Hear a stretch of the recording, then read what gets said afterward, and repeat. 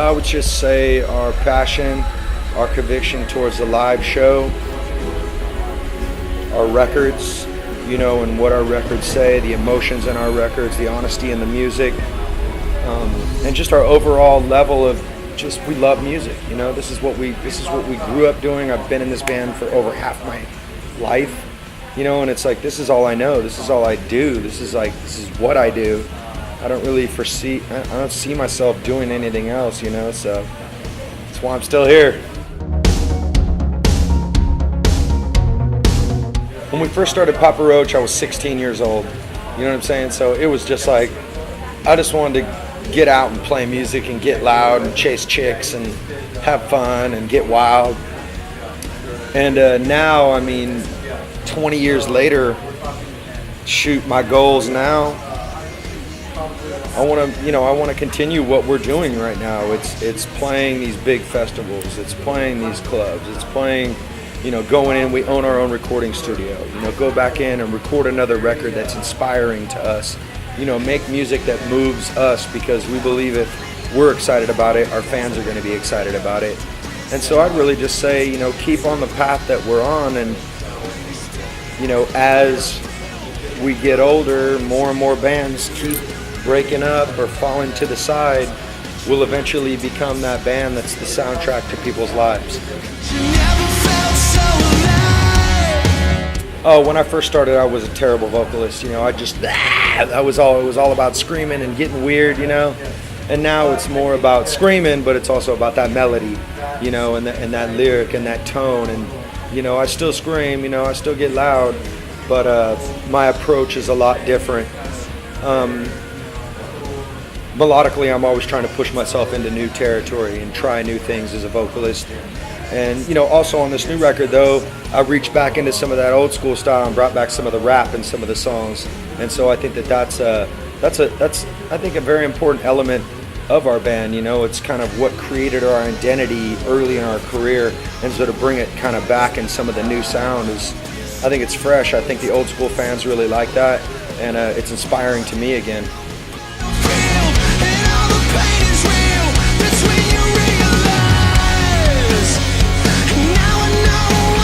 I would say for us, I mean, it's just our unique style, our unique approach. It's four people coming from completely different places creatively and musically. You know, Jerry comes from more of like the metal territory. Tobin is listening to Tobin's musical tastes are all over the place. He's like listening to like Skrillex and like reggae music and punk rock. And Tony Palermo's coming from like, you know, 90s alternative and punk rock scene, and so our influences are all completely different. So when we come together and create music, it's just a whole recipe for, you know, whatever the fuck Papa Roach is, which is, you know, we have our own sound. I mean, we fit in the hard rock, you know, heavy metal or, you know, alternative rock scene, but we just have our unique sound in it. And I think our live show really is what defines who we are.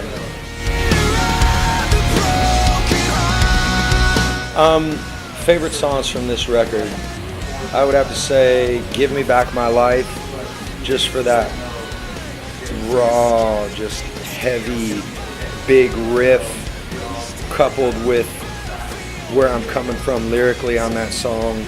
You know, I was given the gift of desperation again in my life, where I was broken down to nothing, and to rediscover who I was as a person, you know, that was a big thing for me in the process of making this record. And, you know, I got to a point where I was just, you know, substance abuse, drinking and drugs, and I was just fucking out of my mind, and I quit all that, and I was just like this raw nerve. And I didn't know how to cope with life, but music gave me that opportunity to express myself again and find who I was again, and it gave me back my life. You know, or a song like Before I Die, me and my wife, we split up while we were making the record, and that was just like devastating to me. I had been with her, that was, you know, 18 years I had been with my wife when we broke up, and I was just like, ugh. And, you know, I wrote a song like Before I Die, you know, and it was just saying like all those things that I wish I could have said to her, while we were together. You know, all those things that I should have said, you know, I just pushed her away and I didn't even realize it. And to kind of have that realization and put it into a song was very important. You know, it was a turning point in my life. You know, now fast forward, we're back together. You know what I'm saying? We got another baby coming, you know, so it's been a wild ride, but I'd say those two songs are definitely like very important songs to me. That one live, Silence is the Enemy, that song fucking pops off live, man. It's just got that ripping groove. It gets the crowd jumping. It's definitely a fun song. We've been playing that song since we wrote that song every time on stage. Not a show goes by where we don't play that one. My state of mind, I was broken. I was desperate and broken. That's where I was coming from. I was very confused, and I needed to I needed to rebuild the person that I could be or wanted to be, because I didn't like who I was.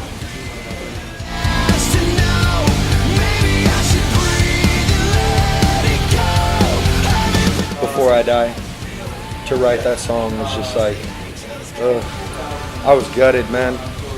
I was like on the verge of suicide, you know what I'm saying? Like I was like not in a good place. And yeah, man, I had that moment of clarity, like, you know, like this life is worth it no matter how much pain I'm in. Like if I don't continue living, I'm not going to give myself or my life a chance to get better, you know. These beautiful kids, you know.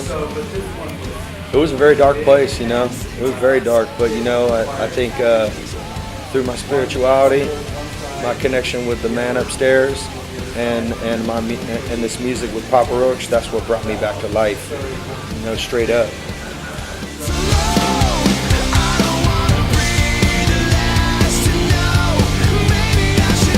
Oh, you know, I mean, for us, you know, even in the process of doing this record, we were like considering, you know, everybody breaking off and doing their own solo records.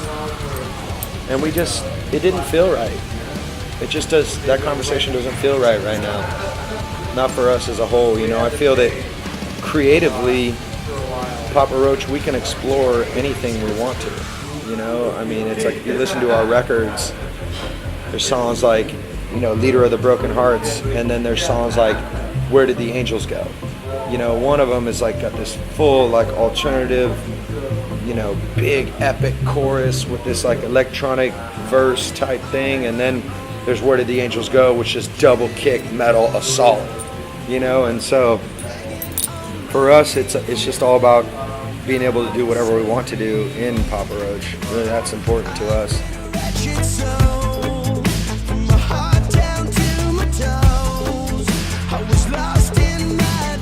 I feel completely all right about it. You know what I'm saying? I feel like if I had a chance, all I gotta say is if I took myself back to when I was, like, say, a fan of Faith No More or Red Hot Chili Peppers, and I could have like met those guys, I would have done that. You know what I'm saying? Like that would have been like, I got to meet Kiss the other night. You know what I'm saying? I did VIP meet and greet with Kiss, and that was like, for me and my son, that was fucking cool. You know, I was like nervous, you know, so like, whoa, you know. And so, but I mean, if it depends on how you want to write about it, you know what I'm saying? It's like, it is what it is. And you know, it could be looked at as like, oh, they're trying to, you know, exploit their fans. But it's like, you know, ever since the era of everybody's downloading our music for free, it's like, this is another way for bands to survive, you know. Because straight up, like, and this isn't just about the band, you know, with the free downloading, it's forced bands to become creative about different ways to make money. You know what I'm saying? And it's and the fans don't have to buy it. You know what I'm saying? Nobody's forced to buy it. You know, so it's their choice. You know, we're not going, you have to pay to come meet us. It's like they're willing to do it. So it's definitely I guess could be a touchy subject for some people, but not for me. I'm fine with it. Plus, it's like in the era of downloading, like I said, it's like it's affected not only the bands, but it's affected the people in the music business. My friend over there, Olivier, he used to have a team of people working for him. You know what I'm saying? Now he doesn't have a team of people working for him. It's just Olivier in the record business. And so it's or even the record stores, like, you know, in America, like there used to be record stores everywhere, you know, and like kids would grow up and be like maybe your age and be like, I want to go work at the record store, you know, because I love music. Well, there ain't no fucking record store no more because everybody's downloading the music for free. So it's not just about the artist, it's about the whole industry and the business. And you know, so it's definitely it'll be interesting to see how it affects touring as well, because bands tour all the time now because they can't make money on record sales because kids are downloading all their shit for free. So it's like you tour, and it's starting to affect ticket sales for bands as well now, because fans are going, well, fuck, maybe I'll just go see them next time because I know they'll be back in 6 months, so I won't go see them this time. So ticket sales are starting to decline a little bit, and so it's definitely an interesting time.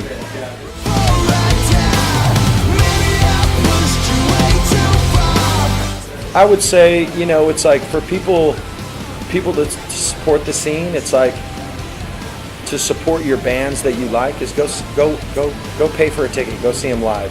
That's like the best thing you could do for a band, you know, to support the music scene in general, you know. And if you like a band, buy their records, you know. I mean, that's just like, because straight up, like, I've battled with this inside myself, because I used to be like, fuck it, just go fucking download the record for free and fuck it, you know. And still part of me inside goes, man, you know, what if we just gave our music away? You know what I'm saying? And it wasn't about selling the record, because really at the end of the day, it's like this internal debate inside myself of like, whether is that just the invitation to come see us live? You know what I'm saying? Because you can't download the live concert experience. Like, that's the one thing that's like so pure and real. You know, so honestly, people are going to do what they're going to do, you know what I'm saying? But yeah, it's like, just buy a fucking concert ticket. You know, that's really all. That's all really the bands hope for. We want to pack houses. We want to play shows, pack houses with fucking fans that love our music. You know, that's the most important thing to us. You know, because it's like, if we show up and nobody's there, we're like, this sucks. I'm fucking 5,000 miles away from home and nobody's here. You know, so buy a concert ticket. Oh, I'm a fan still too, you know, like I was in the crowd watching Kiss, rocking out, me and my son, or watching Korn. I put my hoodie on, you know, and I was out there just fucking rocking out, like feeling it. Prodigy at Rock'em Park in Germany. I put my hoodie up, my son put my hoodie up, he put his hoodie up. We went out in the crowd, we were jumping and just going bananas for Prodigy. Like, I'm still a fan, you know, so it's cool, man.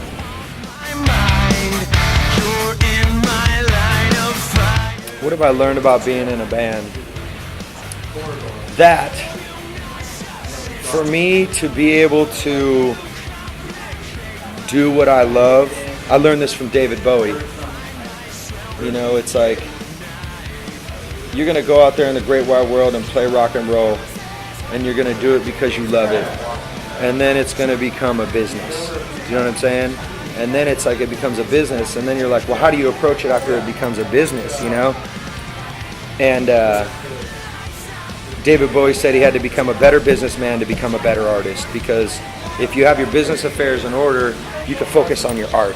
You know what I'm saying? That's why so many bands break up, is because their managers fuck them, and then they're broke, and they're like, fuck, how do I pay my rent? You know what I'm saying? And so it's very important to focus on all aspects, you know, and so you could stay true to your art, you know, because for me, it's like, I want to be able to go in the studio and just be creative and not worry and have fun, you know, because that's why I make music, is to be creative.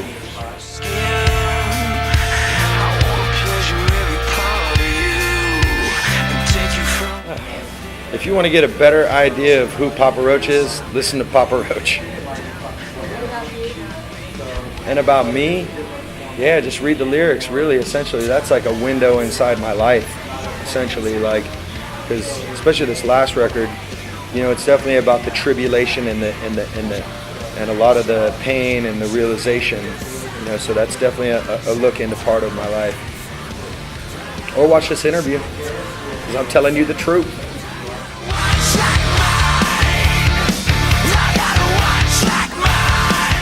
French audience has been great to us. We just did Hellfest, which was freaking ripping. I had such a great time there. The crowd response was so awesome. There's been a few years where we didn't come to Paris because the record company quit working our music, and so it was just, you know, no promotion here, so we just stopped coming. But now we got Olivier working for Papa Roach again, so we have promotion again, we do interviews again, so, you know, we come back, we're trying to build our career up again here, and we're just really blessed to be able to get here and play on stage and rip it, and the French audience is very passionate, what we like, you know, that's important to us. So yeah, that's what we missed when we stopped coming here. We were like, damn, dude, we go down, we play Élysée Montmartre, and we go rip that place up, and then it burnt down, and now I'm like, fuck, where are we gonna play? So we go to Trevendo. We will make it out alive, I promise. That's great. That's good. We've seen those pop up on Facebook.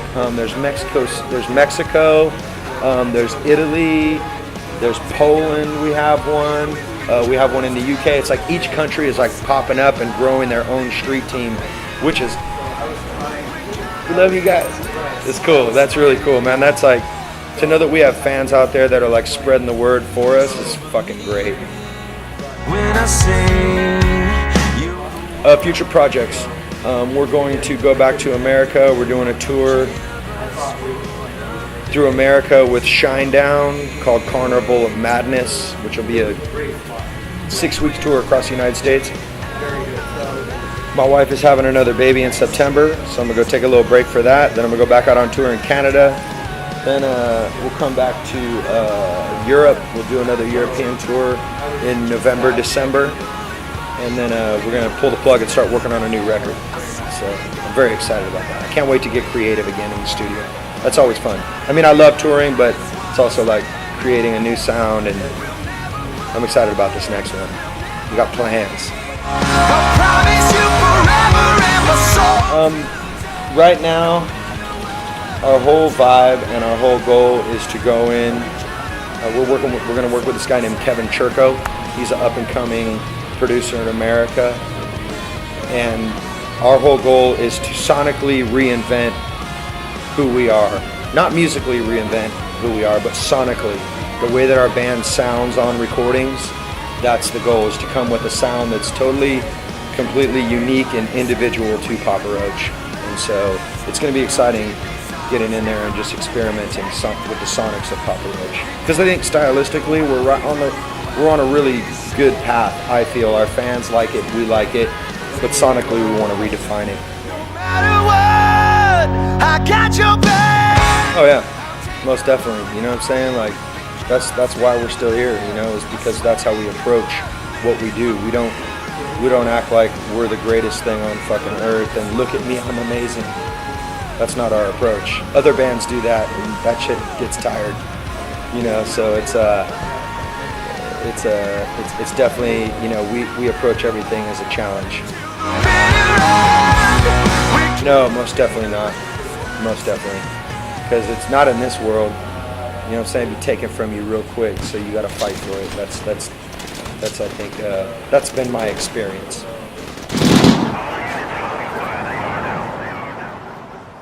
That's amazing.